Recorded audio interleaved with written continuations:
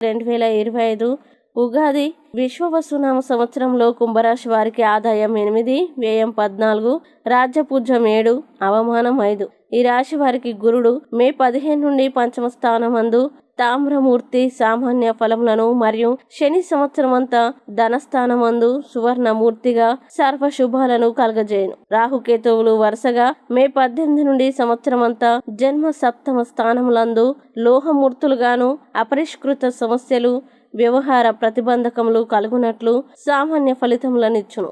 ఈ రాశివారు గతం కంటే భిన్నంగా నూతన ఒరవడిని కలిగి ఆదాయ మార్గాల్ని పెంచడం ద్వారా ఆర్థిక సంక్షోభాన్ని అధిగమిస్తారు.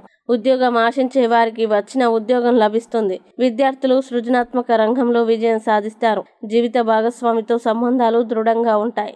సంతానానికి అనుకూలమైన సమయం. ఆరోగ్యం బాగుంటుంది. యువతను ఆకర్షించే వస్త్రాలు, పదార్థాలను వండించి సరఫరా చేయు క్యాటరింగ్, కాస్మోటిక్, రవాణా రంగ వ్యాపారులు వీరికి బాగా కలిసి వస్తాయి. ఈ రాశి వారికి ద్వితీయ లాభాధిపతి పంచమ స్థానమందు సంచారం ధన సంపాదనకు బలమైన అవకాశాలని ఇస్తుంది. ఇక కుంభరాశి వారు 2026 ఉగాదిలో చేయాల్సిన పరిహారాలు గనక చూసినట్లయితే ప్రతిరోజు లేదా ప్రతి శనివారం శని స్తోత్ర పారాయణం చేయడం లేదా శని మంత్ర జపం చేయటం మంచిది.